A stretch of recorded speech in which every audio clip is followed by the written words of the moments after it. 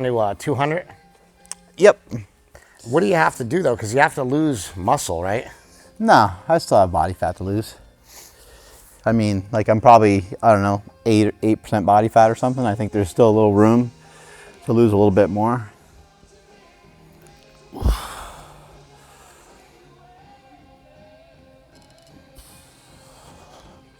I kind of been, pretty lean before, so I know the metrics to kind of look for. Like, the serratus muscles will come in and the abs will be a little deeper. So I could still go further without really losing much muscle mass. And as long as I'm sending a signal with some heavy training, some steroids help. And then just eating protein, and some fasting, it kind of is counterintuitive to the whole thing, but fasting and keto, they run kind of parallel to each other. So yeah. Produce ketones. It's a kind of a fourth macronutrient that helps with protein sparing.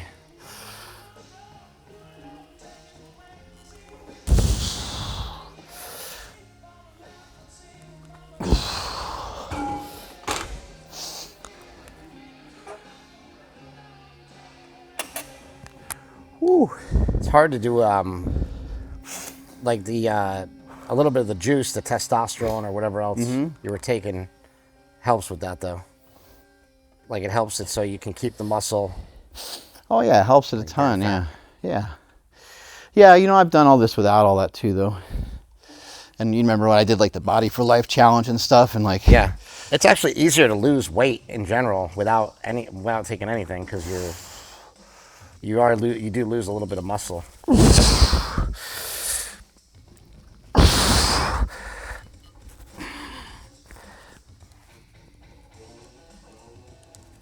Whoa.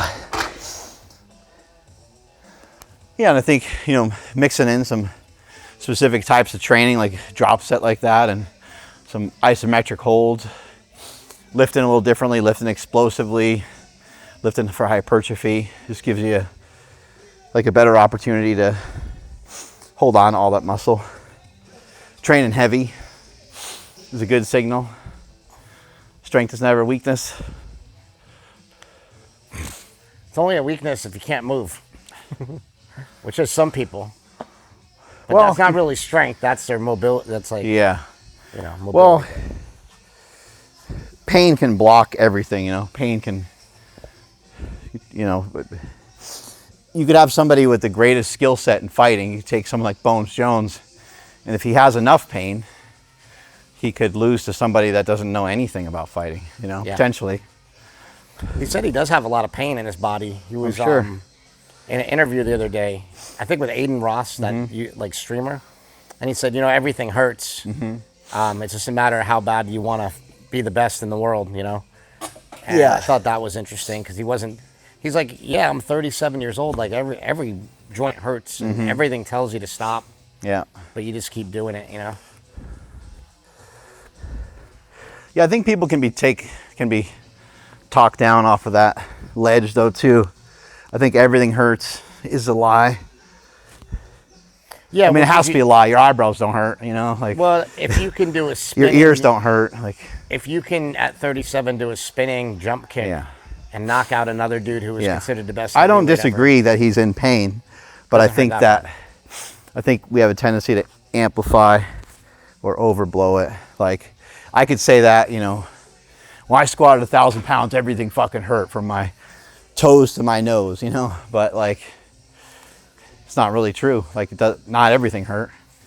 Some of the training it took to do it, some things hurt some of the time. Yeah. Well, like Rocky had it, right? Like the day after a fight, maybe everything hurts. Yeah. Like you said, your hair hurts, your eyebrows hurt. Yeah. You're like, he does say that, Yep. But he's probably right, like the day after a fight, but not the whole time you're training for it and everything else. I think it's frustrating because you go to do stuff that you used to be able to do that you never thought about pain before, and then you go to jump and you're like, oh, my knees hurt. Yeah, I can't do it anymore. Then your coach might say, hey, try this, and you're like, oh my God, my ankle hurts. Your coach might say, hey, why don't you try this? And everything you try, it seems like everything a lot hurts. of it is your body protecting itself. Like, yeah. Your body doesn't think you can do it anymore. Mm-hmm. So it automatically tries to protect it. Yeah. Which sucks too. I don't know what it's like to be a fighter, so I don't have any experience with that. So I guess I can't fully say. I'm sure it's similar to like football though. Like you play football after a game, you just feel like everything, you know, feel like you got hit by a truck. I know after you lift heavy, you feel like you need like a big decompression of some kind. I think you can have really good conversations with people through things like that though. When they say everything hurts, say, hey, what do you mean by that? Everything hurts. Well, they'll say, oh, okay, my knee is killing me and my elbow and my back. And then you would say, well, is it just your left knee? You know, or one knee hurts worse than the other, or something's killing me. Oh, this thing is killing me. Is it really killing you, or is it just hurt? You know, there's a lot of differences. And then you can also, like, I think in coaching people, you can start to have conversations of like, well, when did it not hurt? You remember a time when it didn't hurt? What was going on then? Someone might be like, oh, well, I was on this diet. You know, or it might lead you to something, or they were saying, oh, I didn't lift heavy at that time, or I was lifting heavy and it made me feel better. And then you kind of find, it's just, you know, you got to get in a conversation with the right people though too, because like you can't convince anybody of much of anything unless they want to be convinced. So if you get into a debate with somebody about being Republican and they're a Democrat and they don't want to see your side of things, then the conversation should be, hey, are you willing to hear out my side, to be open to the fact that some of the things from this side could be influential or could have an impact on you? They'll probably say no. Then there's no reason to talk any further. Because then you can't have a back and forth, you know?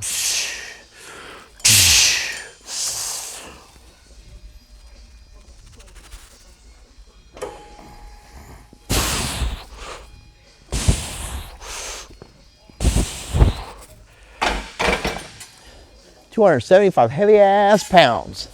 Whoa. There's some different levels of carnivoring, right, Bor? There's a lot of levels of carnivore, and it's really interesting. Because you can get like, sometimes you can get too far outside the circle, and there's reasons why people like Sean Baker exist. You might think he's crazy because he's like, he just eats meat.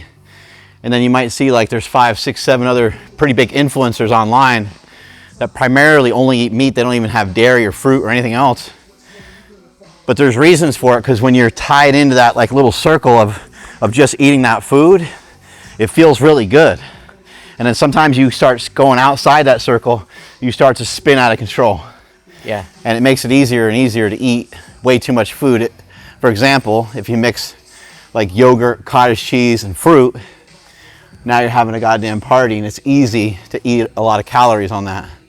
And you might still think that that's, you know, carnivore and fruit or something like that because you got the other animal products, but now you're just really combining calories, combining macronutrients, and that's what gets us in trouble in the first place when it comes to things like pizza, ice cream, Doritos, all that kind of shit, donuts. I think there's different reasons to do carnivore. Like if you're doing it to heal your body, I think getting rid of pork and chicken definitely makes a lot of sense because there's other stuff, there's other things in those things, and it's like not bad to have it once in a while.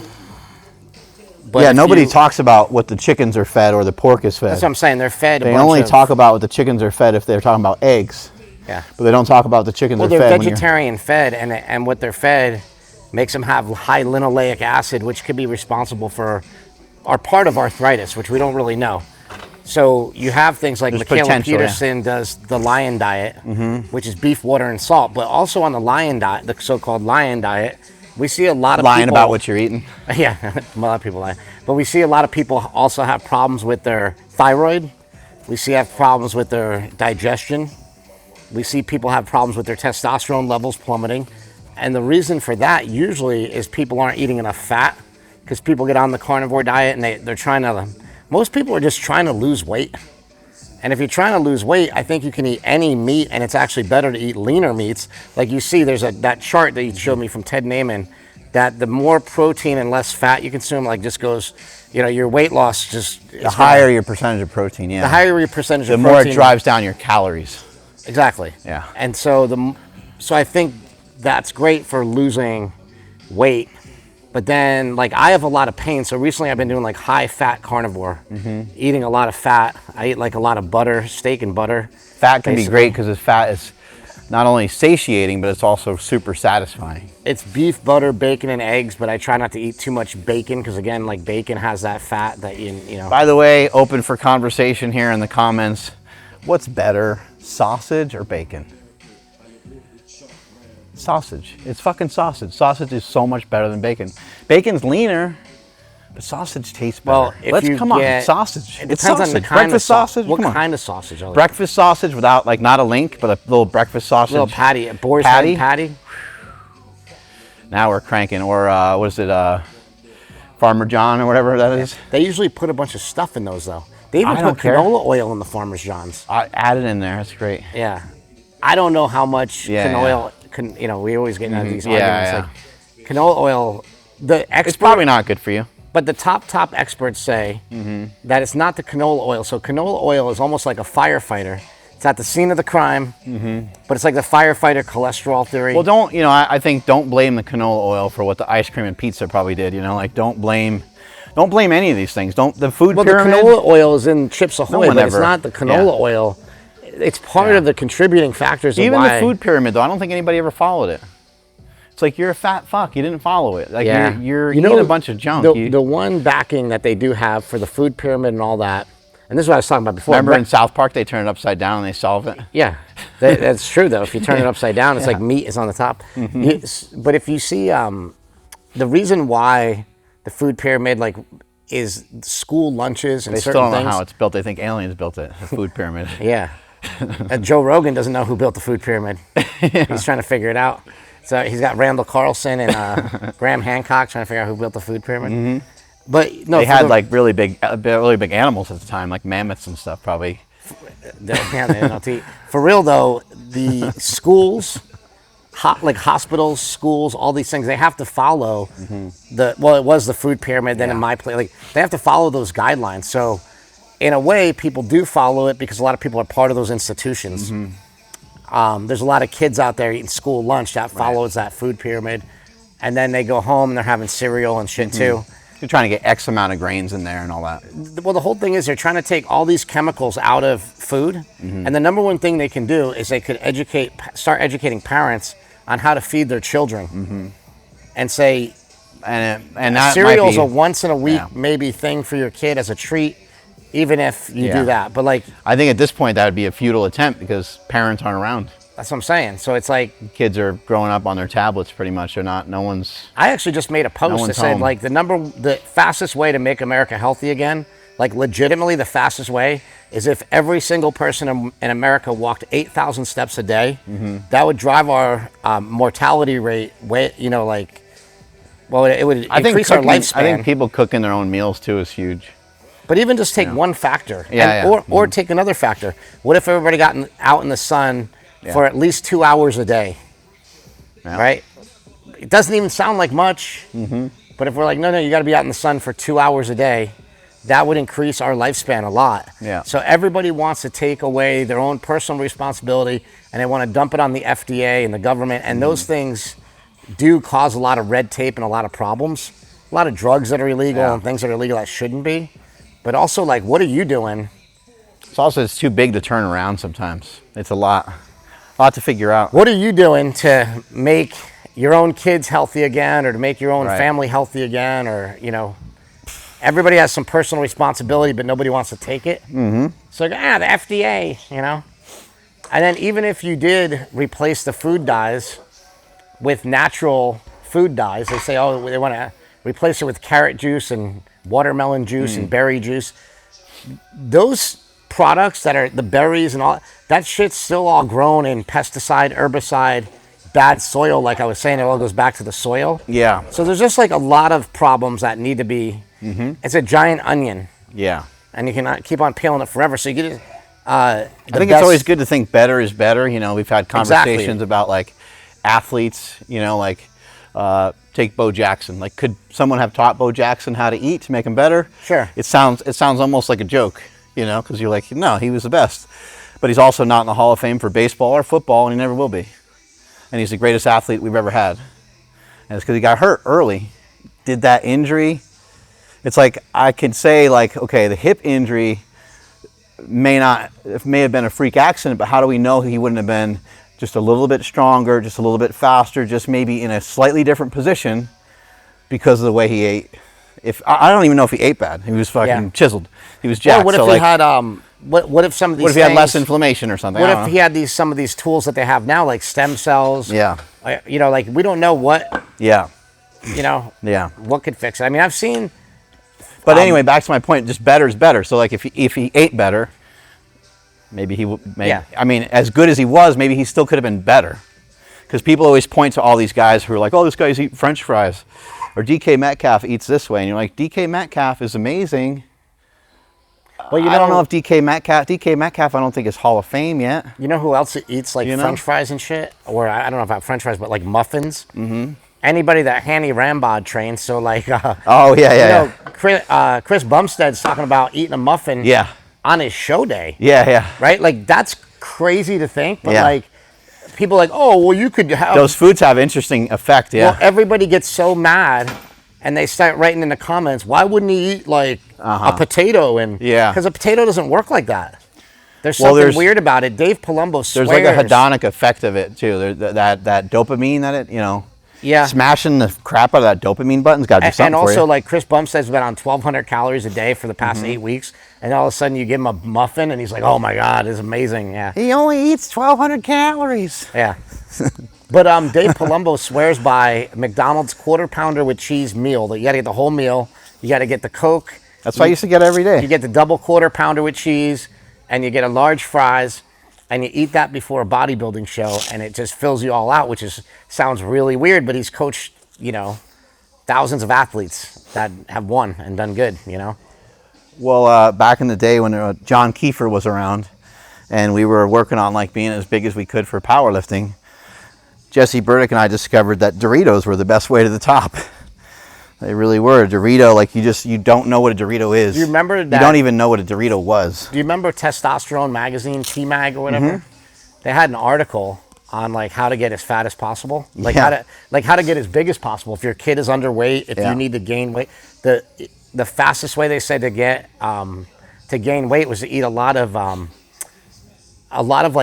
like baked Lays and stuff, like all these low fat things. You basically eat a lot of these low fat foods. Well, because you can eat a ton of them. Mm-hmm. They say eat a whole thing of Snack Wills, eat a whole thing of baked Lays. They drive your insulin and glucose and shit through the roof. And they make you hungrier, probably. They make you hungrier and then they make you fatter, which is interesting.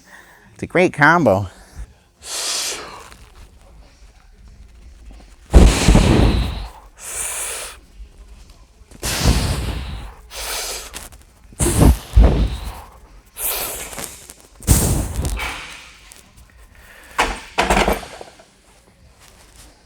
Oh, making me turn a little purpley.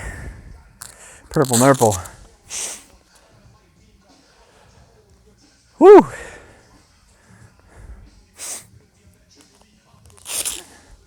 A couple sets in, a little bit heavy, and then I'm going to drop the weight and do a little bit of bands. You know, when you start to try to get stronger, it takes a little longer. So when you're trying to get faster, the same thing, it's going to take a longer time, like because you're going to need to do more stuff over time. So at first, for me to get faster in 200s and 400s, I just run a couple 200s, couple 400s, a couple times a week. After a while, it will turn into like a thing.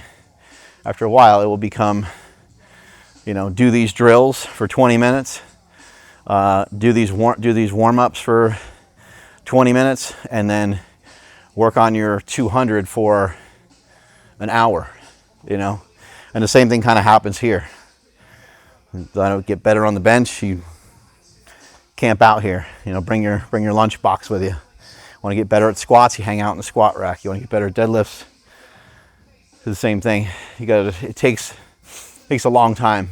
And for me, one of the things that I changed recently is I don't normally spend that much time on these exercises anymore.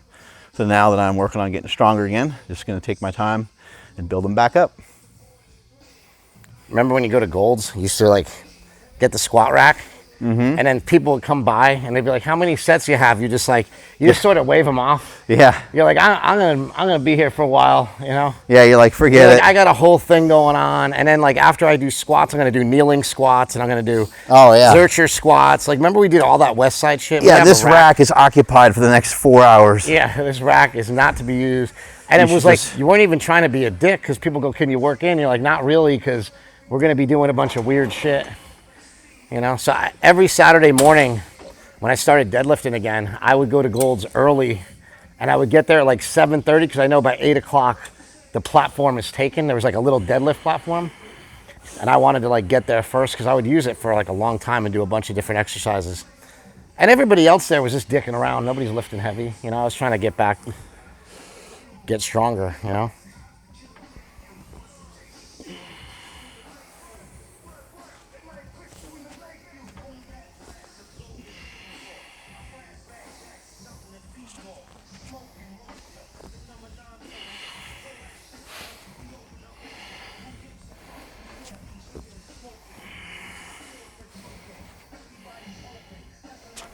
That was a good hammy stretch.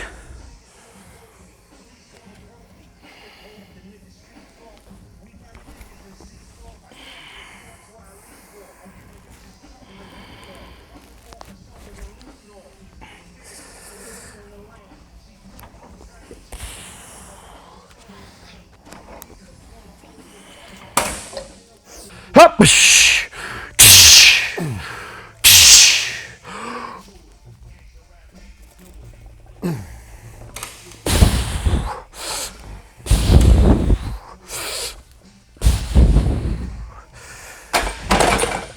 Woo. Gangster raps made me do it. Oh, yeah, it's true. Feels good getting a couple sets of 3. I think maybe a few weeks ago I was able to get a little bit more, maybe a little bit more reps, but we'll see what we can do. Maybe the next set.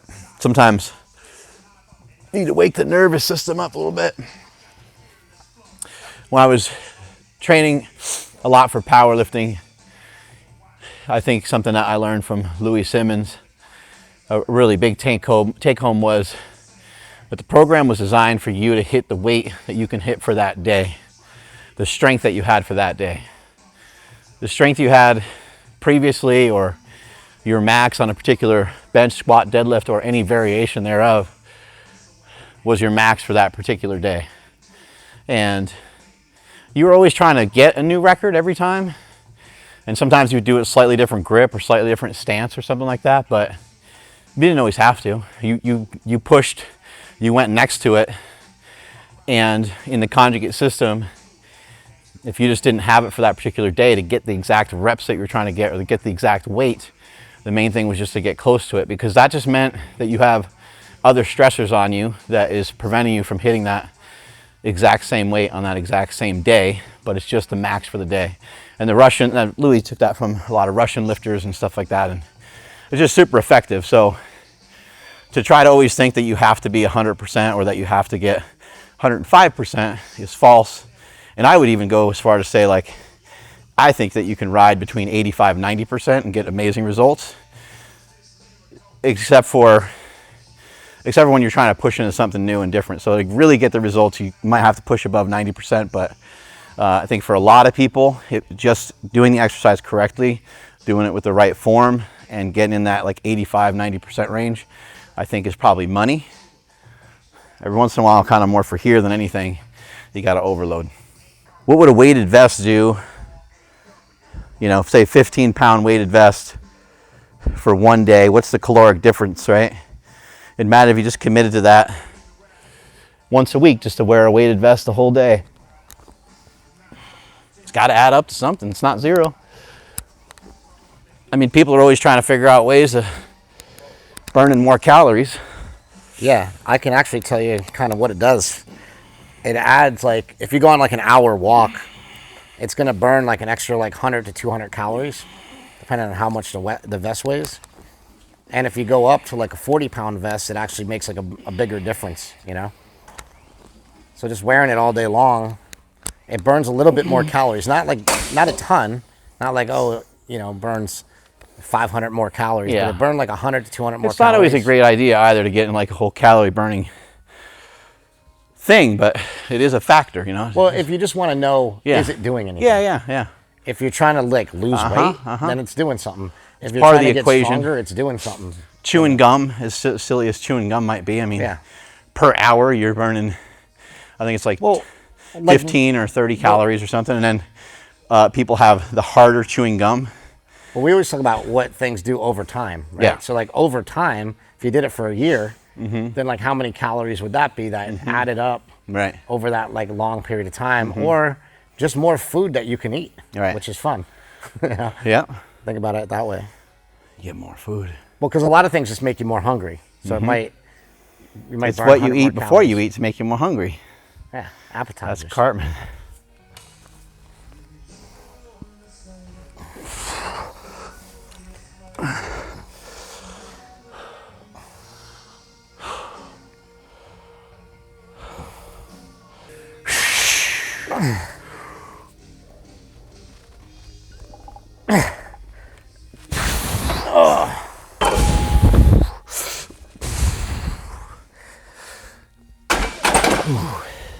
Just be a little too sketch for me to go for it on my own. Oh, that's 3 sets of tree.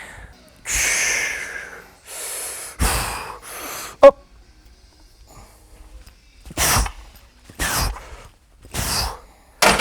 Woo. Lightning fast. Woo.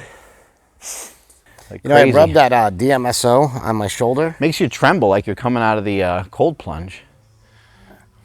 Oh, this? Yeah.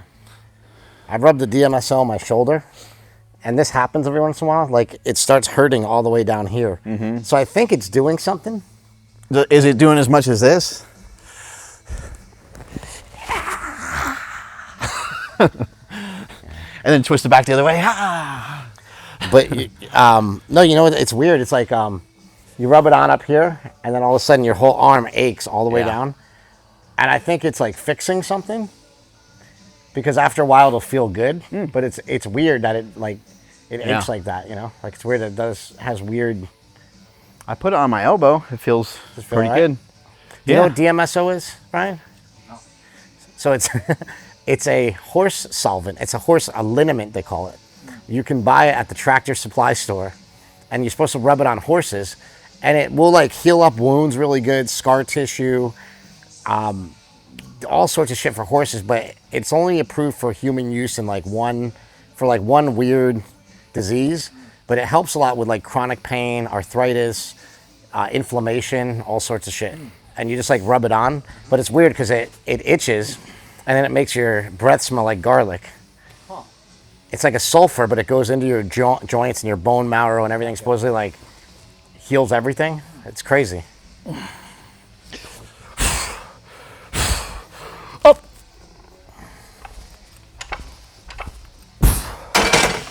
Whoa. How did you find out about it?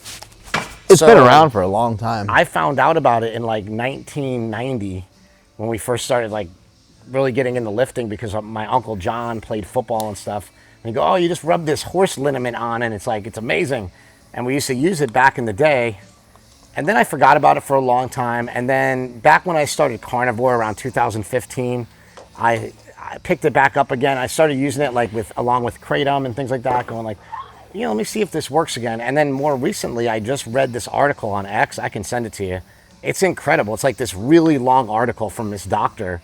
He writes a blog called The Forgotten Side of Medicine. His name's a Midwestern doctor. Jimmy Dore always talks about him. Okay. So I read this whole fucking blog about DMSO and how it's been this miracle drug. And because of like the FDA and the DEA and everything, like they suppressed it. They didn't want people to have it because it conflicts with all these other opioids we have and other drugs. And that like this still might be this miracle drug that has been forgotten about. And so I just picked it back up and started messing around with it again. So like, let me see. So I just literally started doing it a couple days ago again. But it's How long does the achy feeling last? Do you feel like achy? well, no, just on my shoulder because my shoulder's really bad. Okay. But for example, like on my knees, I rub it on my knees, and then my knees don't ache at all. So it's like really weird. It's like, oh, it felt really good on my knees. Yeah, the only weird achy thing I've gotten is like in my shoulder, because it's actually like really like torn and fucked up. So it's like it'll like resonate all the way down my arm. But my shoulder's been feeling better. Like it's still, I have pain. I don't know that anything's gonna make it pain free. But when you read this article, it's fucking crazy because it says like, so I'm like bow-legged, right? And it said, oh, this guy would rub it on his knee, and he did it for like a year, and after like a year, his bow leg went straight. All I'm telling you is what I read. I'm not saying that that's true or it happened, but it's in this blog of this guy who's a doctor who writes shit like this all the time. So it's interesting because he also did another whole thing on GHB. GHB used to be what they call a date rape drug, but when you actually examine it and do all the research, it's never been involved in a single date rape. It's been involved in all these other cases that involved alcohol, but didn't involve GHB.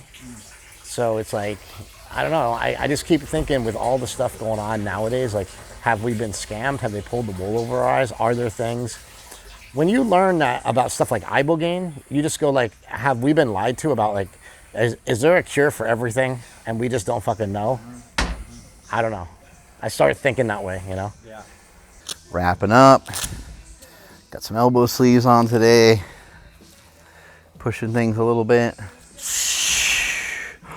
Up.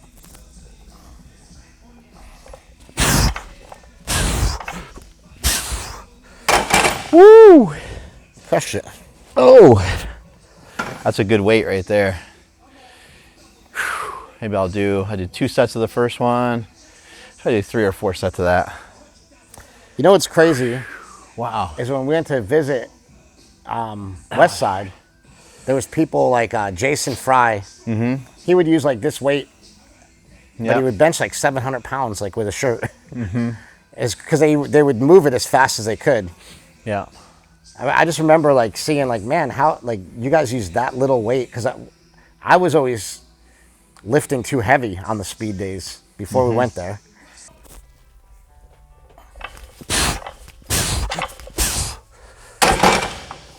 A sick one. Oh. Wow.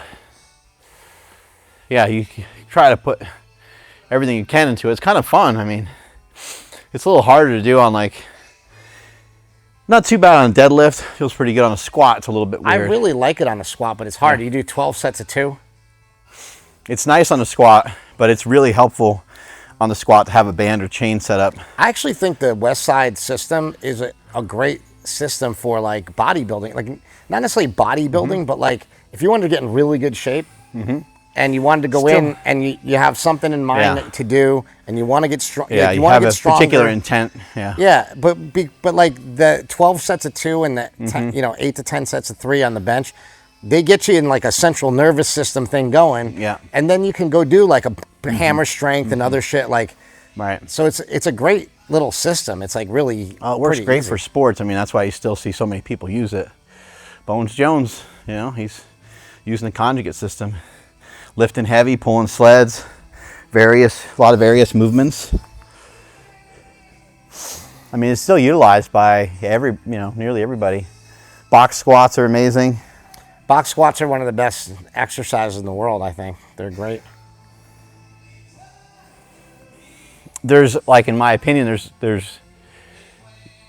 I can't think of a lot of reasons to do a regular squat with a regular bar on your back when you have things like box squats and belt squats.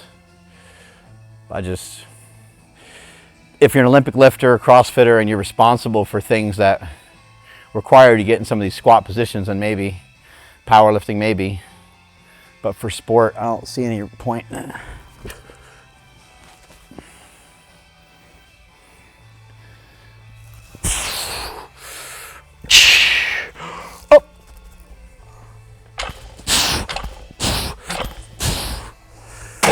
Whoa. Wow. So on those, I was trying to pull those into me. And It was pretty brutal. Like, I'm not quite strong enough to do that at the moment. I mean, I could do it, but it was hard to reverse it. Important thing is like the response, right? Like how fast you can like turn it around. Like yeah, yeah. Those I was trying to catch and throw, and that's really hard to do. Try to catch them. That's like Jay Schroeder, Marinovich. Those guys did that. Even on like a box squat, it's great to like. Even if you sit down nice and slow, it's like how fast can you go from like completely sitting to standing up? Yeah.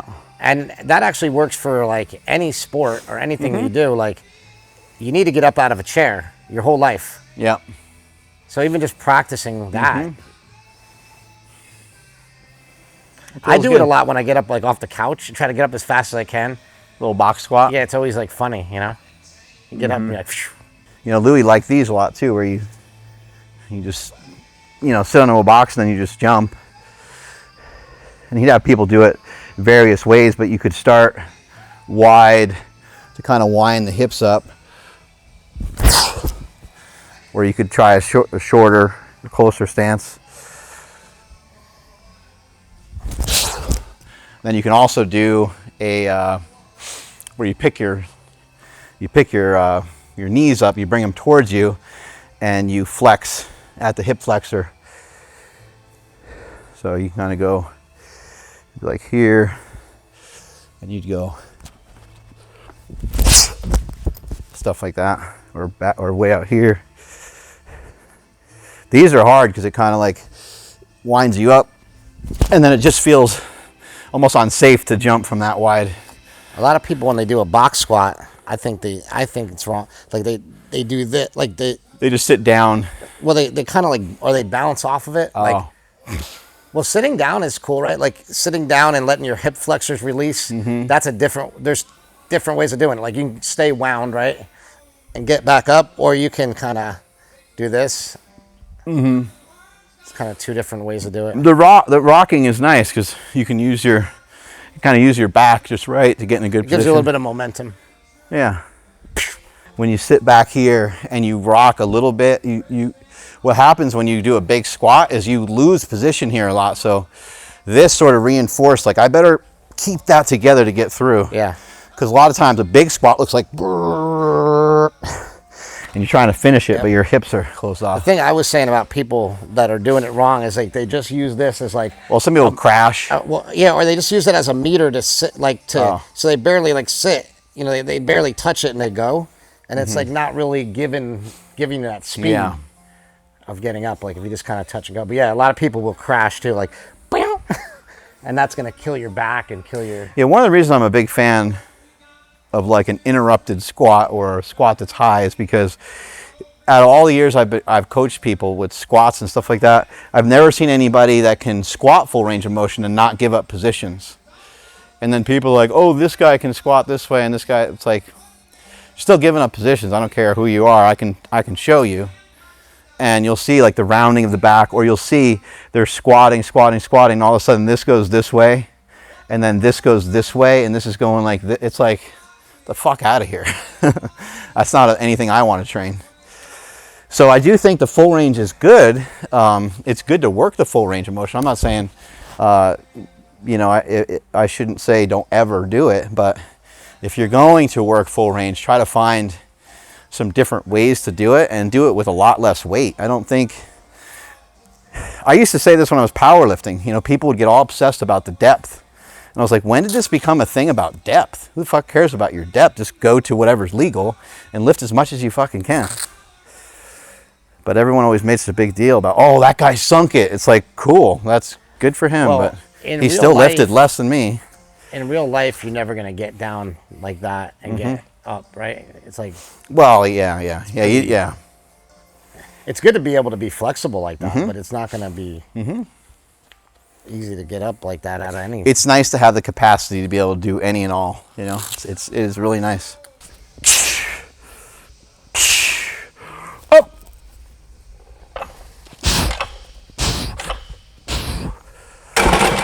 Woo. The bands kind of take me like right to this spot that they're in. Is that it? How many sets do you have? I'm gonna do one more.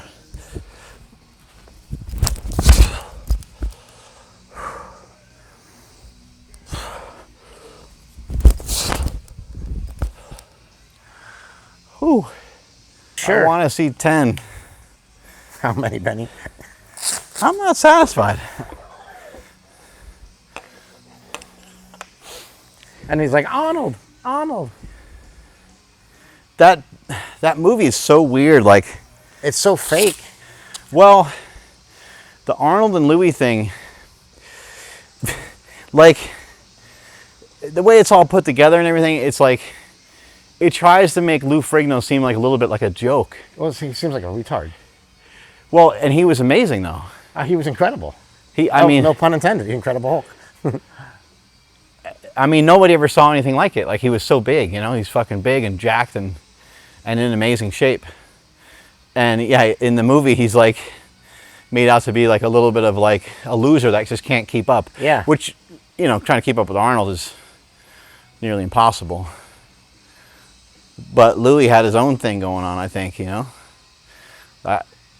Like, Arnold has the most amazing physique ever still, I think. I still don't think anybody compares. I don't, there might be a couple guys that like had the waist and the chest and the arms and different things like that, but not and then the whole thing, the charisma and like all the other shit. Do you remember Sandy Calora? He made that movie with O'Hearn, the Superman movie. You ever met him?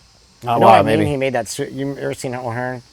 That Superman. I don't know. No, I never. That guy was working special effects on a movie, and he was like working on a movie with Louis called Hell Comes to Frogtown 2. And he kept making jokes like, I'm not satisfied. He kept like making jokes tease him like, about the movie. Yeah, he kept going, I see you, Louis. You know, he kept doing like Arnold impersonations. And then Louis just snapped on him. And he's like, how do you think I feel? And the guy, he's like, what? He's like, how do you think I feel? He's across town. It was like when they were shooting Terminator. He's across town shooting Terminator 2. I'm here with you shooting Hell Comes to Frogtown. How do you think I feel? And he's like, sounds like a pretty Louis, good movie. I didn't know I hurt your feelings. And he was so upset. And he's like, dude, and Lou Ferrigno was like Sandy's hero. And he just totally like was killing him. Should be good for tree reps.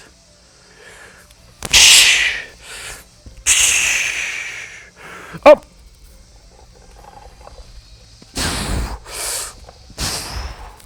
Whoa, that slowed down. I got. Whoa, that's what I needed right there. Let's get you a lesson. Oh yeah. You know what's great is that for some reason Lou Ferrigno, he had a big falling out with Mike O'Hearn. They used to like train every day, and they're both like amazing. And then Lou, he knew I was friends with O'Hearn, so he'd come in golds every day, and he would do this. He'd go, and like at first, like for the longest time, I didn't know what he meant, and he kept going, and then like one day I'm like, what is? And he's like, O'Hearn, he sprays his hair on. It's fake. It's spray paint. Talking shit. yeah. Every day he would do it to me. He would give me this signal, and he'd go, psh. And then I was like, why do you hate Mike so much? And he's like, it's a long story. And then he like would never tell me. And then he would talk shit about like O'Hearn has an amazing physique, right? Like I'm never gonna talk shit about his physique. But Louis would be like, he wouldn't be a good bodybuilder. He, you know, his chest is out of proportion to his arms, and he'd give me like all these reasons. And it's just because like for whatever reason they had a falling out and he didn't like him anymore. Like, why do you? Why am I doing it? No, like why? Yeah, why do you do it? Why do you fall out of it? Like what happens and what positive results from it? Like and then yeah, like why stop it if it works good? It's a weird relationship because you get caught. Usually it's like a cycle. Like I do right around now I do really good. I do no carbs till Christmas. Like from my birthday all the way through Christmas. I like being on a diet when we have family functions. I like telling people like, yeah, I don't really eat the pies and the carbs. Like I don't really want any of that.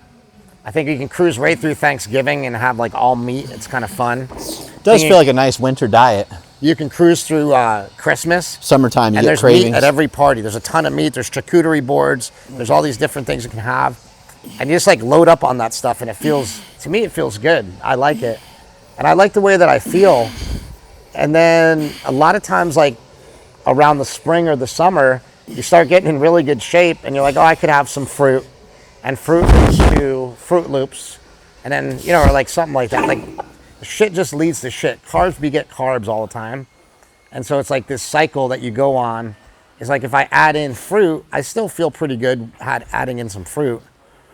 But like fruit usually leads you in a different direction, you know, to have other stuff that you wouldn't normally have. So I don't know. I think, but like I said, it's hard when you're feeling good. It's hard to connect it back to your diets the reason you're feeling good.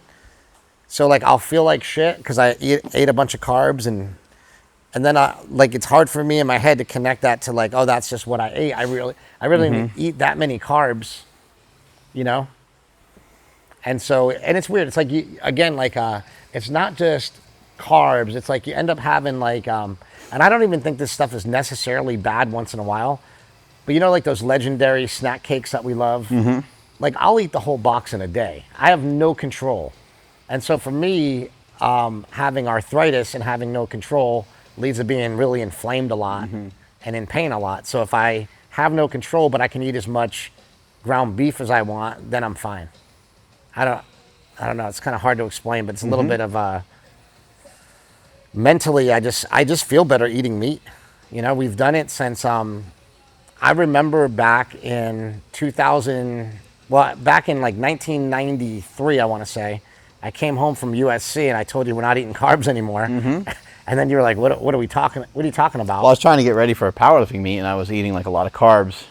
So I didn't know how to lose weight for the contest. Yeah. And you were like, oh, don't eat carbs. And yeah, it's only carbs, and this is what we're doing in California. And we started like, well, we had a diet that was actually really interesting back then. It had like a cheat meal in it every week. And like every Saturday we used to eat as much food. I think the cheat meal is really important looking back at it. Like not necessarily a cheat meal for everybody, but I think for that time period it was important. But I also think that like brushing up against ketosis, I think is more important than actually being in ketosis.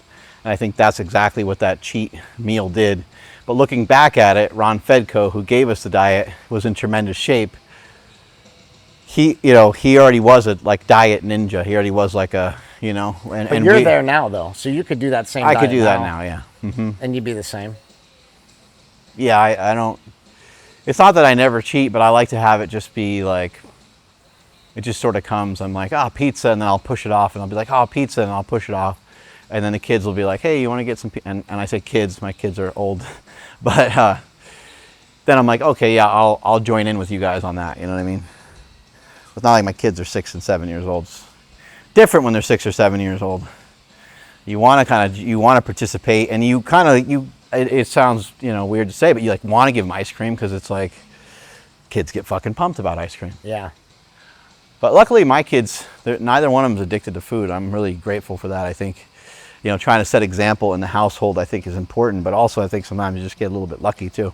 I can honestly say though, like if you take a ribeye and you slice it up and you have a little bit of butter. Yeah, it's incredible. It's one of the best things you can possibly ever eat. And so, well, it's valued the highest. When you go to a restaurant, they don't have a donut on the menu as the most expensive thing. They don't have a cupcake on the menu. What kind of restaurants are you going to? It's always a steak. It's always fish. It's always as the entree. And bread is what? Bread's free. Yeah, and salads. The problem with salads, like some of the best foods I've ever had, I think you would agree with this. Sometimes like you have like an amazing salad. You go to like a nice steakhouse. You have an amazing salad, but then it's got like all these like oils and things on it that you don't. I've had incredible salads over the years, yeah. Yeah, and so like I would love to figure out. But very rarely, I mean. Yeah. I'd love to figure out. Sometimes you get a salad that's so good it doesn't need a dressing. Well, this is something maybe you can figure out too, is a beef tallow based dressing. You know? I'm not interested in that. And because the reason is like, it's just adding a lot of calories to something that, like, I don't think Doesn't need it. I don't think a salad should have a lot of calories. I think it's the whole point of vegetables is to not have a lot of calories. But if you were to just eat a salad. Maybe. But it wouldn't really have any protein in it either, but you could put some meat in it, I guess. Chicken salad. I think the value of vegetables is that it's not meat. And because it's not meat, it doesn't have any calories. I also don't think vegetables, like people claim they have. Oh, vegetables I think are awesome. These things that like will so like I eat vegetables. So like what I eat is I eat onions. Onions are actually anti-inflammatory. Jalapeno peppers have a lot of different things in them that are actually like really healthy for you. There's a lot of different things that are in vegetables. There's probiotics in onions. Yeah. So what I do is like, I think tonight I'm going to make chili. It's raining out. Prebiotics too. So what I do for chili is I take chili powder. I take tomatoes. I dump a bunch of tomatoes in with chili powder, some water, a couple pounds of beef, onions, jalapenos. You want to say it's not carnivore? Go fuck yourself. I don't care. Well, I would even think even if I had beans in there, I wouldn't be I wouldn't sweat it. I think it's fine. I mean, just if someone wants to say you're not carnivore, it's like, okay, I'm not carnivore. But I think there's different levels to it. Like you don't have to be. If I didn't still feel good eating that, then I would take it out of the diet. The other thing I think is okay is like we get into this like real. I think I've been guilty of it too. You talk about like processed foods, but your total carnivore protein is a processed food. But it's about the ingredients that are in there. There's no ingredients that are bad in there. Right. So think of things like that in terms of like what is in what you're eating. Does it matter if it's quote unquote processed or not? Probably not, because I make hot chocolate with your total carnivore protein. It's got 34 grams of protein and it's got like fat and it's almost like a little mini meal. Yeah. It's amazing. Yeah, those are delicious. It tastes great. It's something like if you're watching a movie and you're sipping on like hot chocolate, it's incredible. It doesn't clump up. It doesn't get weird, you know, because it doesn't have the carnivore. So how long have you had a lot of pain for? Can you remember back? Like how old? Yeah, when I was like in high school. And like has there ever been anything where you've gotten out of pain for like weeks, months, a year? A couple times. Ibogaine for like 6 months, or maybe even might have only been like 4 months actually. Like for whatever reason, Ibogaine the first time I did it, but it didn't work the second and third time I did it nearly as well as it did the first time. So I don't know why. Kratom is an incredible thing, but it's temporary. Like I basically ended up getting, I wouldn't say like, I guess I was addicted to it, but I just would take it too often. And so then it had diminishing returns. Right. So I stopped taking it because I was taking it too often. And then also like the carnivore diet, when I stick to it, I have the least amount of pain, but it's not like, oh, I'm on a carnivore diet and my knee doesn't hurt or my shoulder doesn't hurt. You know, some of these things that are injured and I never got like, but it makes you feel a little bit better. Makes me feel a good amount better. And then mentally probably makes you feel better too. I never noticed that as much as other people, where they're like, oh, I don't have brain fog. And I never really noticed that. What about just being like fired up, like keto and carnivore? Do you notice anything there? Like, I like the way I feel on carnivore. I feel like thin and lean. And I feel like I can move better. Yeah, I feel better. It's hard to explain, but you know, you have more energy, in my opinion. I think neither one of us really ever, you know, we're a little different on some stuff, but like we don't really, even though he's saying he's in a lot of pain and stuff, we don't really, in general, we don't necessarily feel bad. Like if I called him, he wouldn't be all like grumpy because he's hurt, or at least in conversation, it wouldn't seem like he's grumpy. We're both relatively happy people. Yeah. I mean, we might bitch, you know, a little bit here and there, but like we're both. So I think that's important to mention though, because some people are a little bit more. Some people, you know, get a lot of depression, get depressed, and they get really down, and they can get. These diets can have such a huge impact because it can reverse some of that. In my opinion, for some people, I've seen it happen. And a few people I'm trying to help right now with weight loss, I'm trying to kind of click them over a little bit more to the keto side because of what it can do for the brain. And I think for fighters and for a lot of people, I think keto can do, because like you said, carbs beget carbs and keto begets keto. I think like keto brain is like it's a thing. It's a runner's high. There's like a keto high. Well, what I get to be honest, what I get addicted to is like peeing on the keto strips and being in ketosis or clicking. I used to test my finger all the time. I used to be crazy about it. I used to test like 3 times a day to make sure I was still in ketosis. Down to like little nubs. Yeah. Walking around with little nubs. And bloody stumps. And I used to have this thing that you blow in and it would tell you if you're in ketosis or not too. I need to get that again, that little. The blood ketone? Yeah, I need to get that again. I think I have one at my house. Yeah, I think I have one too. Maybe I just need to get the strips. It's fun to test it, but I've been fasting a lot and I've been doing a lot of keto. It's amazing to know that you're in ketosis though, because like you've reached a goal and then you There's no other diet that tells you that information like that. Well, if you don't get out of ketosis, you're gonna start burning fat. You're gonna start feeling good. Your brain's gonna start going on fire. And I think, like I said, it's always hard for me to connect back that the food did the mood that I'm in. But I do feel grumpy and I do feel shitty when I'm eating shitty. I just don't realize that it's the food. It's like hard. It's almost like I wish a psychiatrist. I wish I could talk to Jordan Peterson about it or something. Like, why do I not connect it back to the food? Like, what is wrong with my brain that I'm not like, oh, that's because I had sugar. Well, I know that your pain story to me sounds very similar when I've had guests on the show and they're sharing their obese story. They're sharing their story of obesity. It ends up sounding very similar to your story where you'll say, oh, I was in pain since this time. They'll say, oh, I was fat since this time. Then they'll be like, oh, I forgot to tell you about the other time and the other time and the other time. And as they're talking, they're getting frustrated with how many times things have like kind of blown up in their face, you know? And it sucks because you're doing a lot of stuff. Yeah. You're training, you're eating. It's not like, we can't say you've done everything. No, but like, for example, there's too many things to do. We walked a lot today. Yeah. And me just standing here right now, like my feet are in a lot of pain. Yeah. You know what I mean? Like they shouldn't be, you know, but they are. And so it's not like you're not used to standing. A lot of other people, when they're doing stuff, they don't want it to be over. But somebody, some of my point was this, is that some people that don't have people that care about them, they don't have much to come home to, and they have that pain. It's like just insurmountable to overcome. So they have their own food problem. They're addicted to food. They're addicted to porn. You know, it's just, you can see how easy it is to slide downhill, since it's so easy to slide downhill anyway, because all the processed food tastes so fucking good. Everybody I know that's slidden downhill on obesity, they usually have 5 other things they're downhill on. It's never just obesity. It's never just porn. It's never just gambling, and it's never just drugs. It's like all of them. They're like, it's rare to see someone obese. Not that they can't be, but it's very rare to see them be very successful.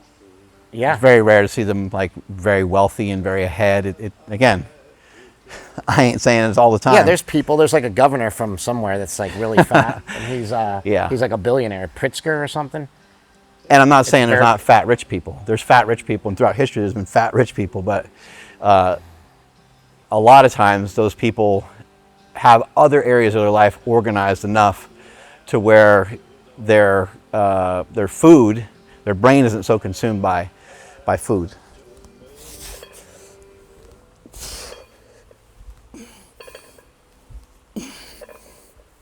So you don't mind eating some fat. You don't mind having some vegetables. What about like snacks? I know you have the keto brick. What about like pork rinds, or do you mess with like eating some cheese if you're traveling or something? I have a weird thing that like I think snacks are for kids and for babies. Yeah. So like, I know this kind of sounds funny, but like, I actually just do. I'm like, you don't really need snacks. You just have meals. Like I said, like meals. I would consider taking your steak shake and making a hot chocolate as like a mini meal, because it's still 34 grams of protein and 14 grams of fat. What if you're traveling somewhere and you're like, let's say you got to drive 6 hours and you're with your girlfriend or something, like, would you stop if you were real hungry? Would you? We just go to In-N-Out. Okay. Or you go to Wendy's. Okay. You know, there's Wendy's. All these places have fresh burgers. Get some animal fries. No seed oils. Wendy's. Yeah. I did hear Wendy's had some seed oils, but I think that's a lie, because their other burgers are all fresh. But anyway, Wendy's, McDonald's, you get the quarter pounders, fresh, never frozen. In-N-Out is great. Five Guys is great. Any of those places you can stop in. El Pollo Loco people just don't even know about El Pollo Loco. It is so good. You just go in there and get a bunch of chicken. And the chicken breast from El Pollo Loco is on fire. It's incredible. It's amazing. The salsa and shit they have there too. Yeah. It's and really then you good. always said don't ever trust anybody that doesn't eat the skin. Skin is so good. Oh yeah. But El Pollo Loco, a lot of vitamins and nutrients too. Chicken always gets pushed to the side, but there's some good nutrients in there. Here's the argument I would make for the carnivores that say don't eat chicken, is that chicken actually has more vitamins than beef in it. Beef has more minerals. So there is a good reason to eat chicken. Yeah, it might have some of the fat that you don't want, whatever, but like it's not bad enough to not eat it once or twice a week, you know? And chicken's a great, like, I like to make wings once a week. Here's a song? Yeah, Braveheart. Outlawed tunes on outlawed pipes. Yeah. These pipes are outlawed. But, yeah, there's no reason not to eat every meat. I don't really like seafood a lot, but I love, like, shrimp cocktail. And, like, Primal Kitchen makes a good shrimp cocktail So you're not sauce. going to be worried about the tomato sauce that comes with it? With what? Like you're not with shrimp cocktail? Well, if I was at a restaurant, I might eat it. But if I was at home, I would buy Primal Kitchen or I buy G. Hughes. They both make really good shrimp sauce that has no sugar in it. I try to stay away from sugar. Try to make the best decision you can in accordance to where you're at, whatever. There's incredible. And then if you go to a restaurant and get a steak cooked up, do you ask them not to use oils and stuff, or do you not care? Yeah, I ask them to not. It depends. Like, it's like, sometimes you even want to know. Like, we go to Bud's. I don't think I've ever asked them at Bud's if they use any seed oils. But the steak is so good. It's like, I don't even want to know. Just I don't really care. I mean, I guess if I'm thinking about it logically, it's like, how much seed oils am I really eating if I go there? Okay, look at the steak. If I go there 4 times a year. The steak is like 14 ounces. Yeah, how much can you get on that? And it's like this thick. Right. So how much oil could you possibly get on that to make it bad for you? Like, I mean, they don't deep fry it. I would love it if they just cooked it in tallow or butter, but maybe they don't. Yeah. But I've never asked either. That place is old school, though. You might go back there and like, oh, we use bacon grease. Well, you know what's crazy is Buffalo Wild Wings use beef tallow. I found that out years ago. Posted about it. Now everybody's posting about it like they just found out. Well, wings are amazing. I mean, that's how I lost a lot of weight. I had wings every Monday during football season, every single Monday. What's great though is like, when's the last time you saw anybody ripped at Buffalo Wild Wings? Because still people still make bad choices. Yeah. Just because, so like people go, oh, you know what? McDonald's, they used to fry everything in tallow as if like you're going to walk in McDonald's after RFK comes through and everybody's going to be thin. It's not going to make a dent in anything, you know? Yeah, changing the fat isn't going to make people less fat. It may make me have some fries once in a while because I don't think it's as bad for me, but they're still going to have all the preservatives in and on the fries anyway. They're already in and on the fries. Like, people don't realize that. Like, go buy a bag of frozen French fries at the grocery store. It already has the canola oil and everything in it. I think in general people should explore diet, and they should explore stuff that's like challenging just for what it can make of them. It can do some really cool stuff for you. It's like, I don't know what I would do without like messing with my diet. It's something I think about all day, every single day. And it's fun to tinker with, it's fun to toy with. Well, what about like when you find a new thing, like when we found like carnivore snacks or carnivore crisps? They're like, well, this is a new invention. It's a crispy chip that tastes like meat, you know, like Keto brick. Yeah, and well, you walk around with a bag of meat all the time. And meat bag. Yeah, keto brick, and then keto brick making the carnivore thing. I think about like, how could I make different things with your protein like every day? Like, what else can I make a cake with it, you know? Yeah, you turn it all into like a hobby. Yeah, because there's nothing else to do. So you just get bored.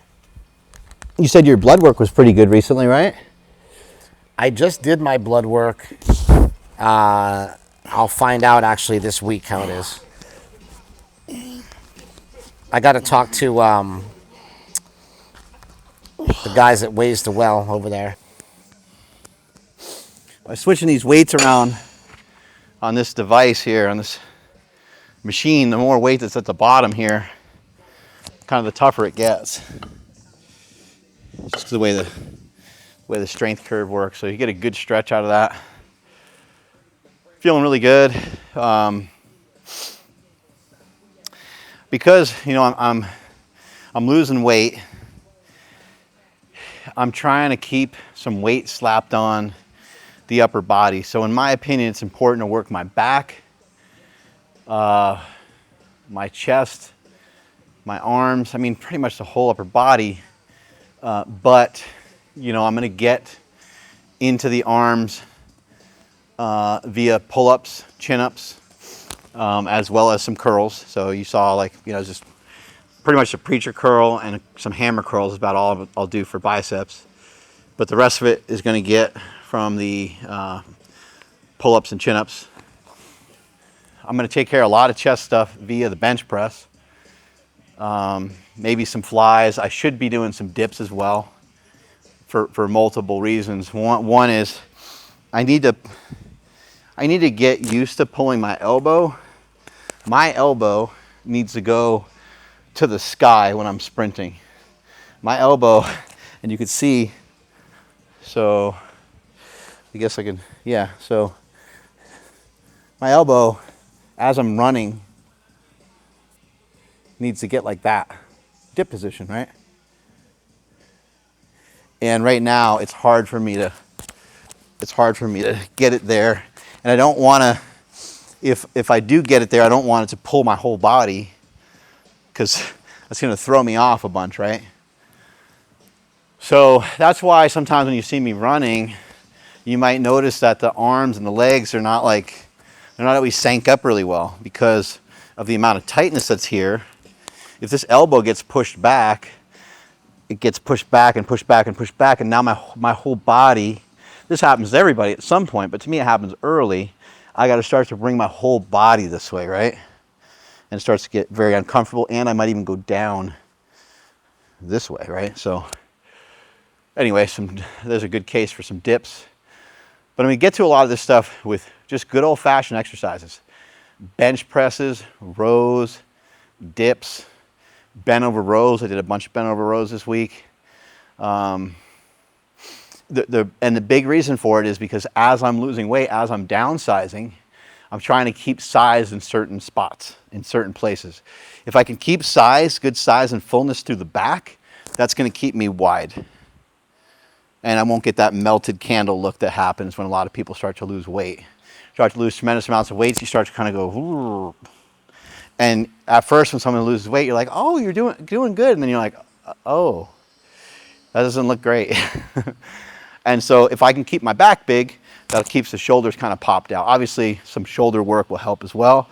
But the back is kind of what keeps the clavicles wide and keeps the shoulders wide and all that good stuff. And then I'm getting a tremendous amount of shoulder work, obviously, from benching. Could use a little fluff and puff with, some of these guys and some of those guys and whatever. Deadlifting is going to play into it. Squatting is going to play into it. And I need to start to load a squat up on my back. I need to start to carry a little bit of weight on my back. That act is really, really important to you just want to send a fucking signal to your body. You want to get in and get out. You can think about it like this, like, in something like MMA, a lot of the guys, they're less likely to have a traumatic brain injury in something like MMA, but they'll be more likely to have a traumatic brain injury in something like football. Because football, how long the sport is, like how many games they play, how often they play, the frequency is through the roof, and the duration of the game, right? In MMA, the longest the fight could go is 5 rounds. And that's only championship fights. Most fights are only 3 rounds. They wear less protective stuff, so if someone gets knocked out, they're in and they're out like that. When you're trying to send a signal to your body when it comes to lifting, you can send a signal quickly or you can take the long road. And if you take the long road, you might be able to do more sets and more reps over like a longer period of time, but you also may require more wear and tear. I like to very often kind of get in and out of something. So if you're trying to get the most bang for your buck, that's where something like a squat does come into play. But for me personally, I'm going to choose to use a box squat. I'm going to choose to use a cambered bar when I do my squats because it's just going to be way more comfortable on the upper back, but it's still going to take a lot of spinal loading. I'll still have to load that weight on my back. So I'll still be doing belt squats and all those other things, but I'm going to be shifting over to doing some box squats and stuff like that coming up.